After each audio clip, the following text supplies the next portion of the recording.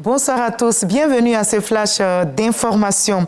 C'est un rendez-vous de l'innovation agricole pour la sécurité alimentaire qui se tient à Abidjan. Les experts du monde agricole sont donc réunis pour le 15e symposium international de la branche Afrique de la Société internationale des plantes tropicales à racines et tubercules. L'accent est mis sur l'innovation technologique et la résilience climatique. L'objectif est de renforcer bien sûr la sécurité alimentaire et le développement économique du continent. Jean-Luc Bambo. 5 jours de réflexion autour des plantes tropicales à racines et tubercules.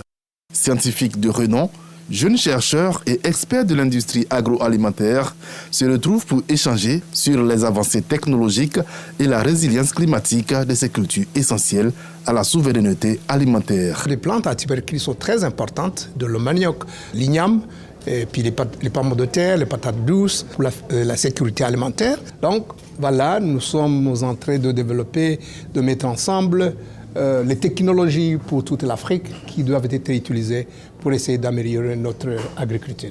Dans un contexte où l'Afrique cherche à assurer sa sécurité alimentaire, la recherche joue un rôle clé dans l'amélioration des rendements et la durabilité des cultures. Déjà, l'État s'est engagé à soutenir la recherche agronomique, qui est le pilier de toute innovation. Et donc, pour un développement agricole durable, il faut un engagement politique. Et cet engagement, l'État l'a commencé, nous le sentons, avec le soutien structurel à travers le financement. Mais produire plus et mieux nécessite également de préserver la santé des plantes. Un défi de taille face aux menaces de maladies et ravageurs. Lorsqu'on pense à la productivité, il faut aussi penser à produire de façon durable. Et pour cela, il faut pouvoir protéger nos cultures. L'igname, le manioc et le plantain ont été identifiés comme des produits stratégiques en Côte d'Ivoire. Eu égard à l'importance de ces plantes à racines tropicales dans l'atteinte de la souveraineté alimentaire, vous conviendrez avec moi l'intérêt stratégique pour notre pays du présent symposium. Les conclusions de cette rencontre internationale devraient permettre d'orienter les politiques agricoles et de renforcer la collaboration entre chercheurs et agriculteurs. De quoi bâtir un avenir où la sécurité alimentaire ne sera plus un défi, mais une réalité. Voilà, et on évoque aussi ces bonnes perspectives macroéconomiques pour notre pays, malgré les défis électoraux liés à la présidentielle d'octobre prochain. Des études réalisées par l'agence Fitch confirment que la Côte d'Ivoire maintiendra sa note BB au deuxième rang des crédits en Afrique subsaharienne, aux côtés de l'Afrique du Sud. Une stabilité soutenue par une croissance et des réformes solides. La même trajectoire tracée en mars 2024 par Moody's.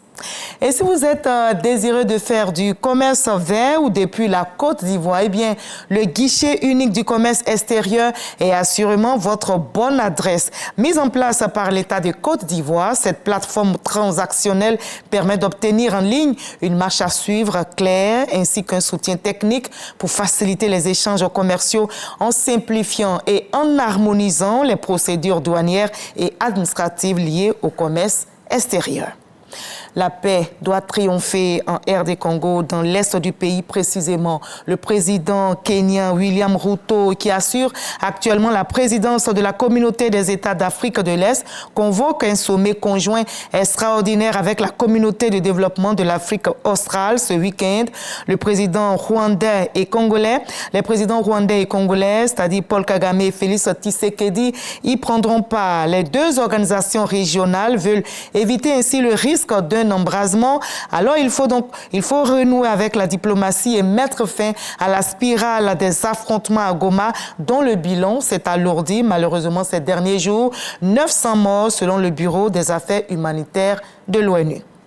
En France, sans surprise, le Premier ministre François Bayrou engage la responsabilité de son gouvernement avec le 49.3 pour faire passer en force le budget 2025 et le projet de loi sur la sécurité sociale. C'est la conséquence d'une assemblée sans majorité pour le parti au pouvoir. François Bayrou a pris le risque, mais contrairement à son prédécesseur, il pourrait échapper à la motion de censure. Le Parti socialiste a choisi par esprit de responsabilité et dans l'intérêt du pays pays de ne pas censurer le gouvernement. Les motions de censure devraient être débattues demain mercredi et leur rejet, plus que probable, conduira à l'adoption du budget par le Parlement après un ultime passage au Sénat jeudi prochain. Félicitations pour le plus grand retour de l'histoire.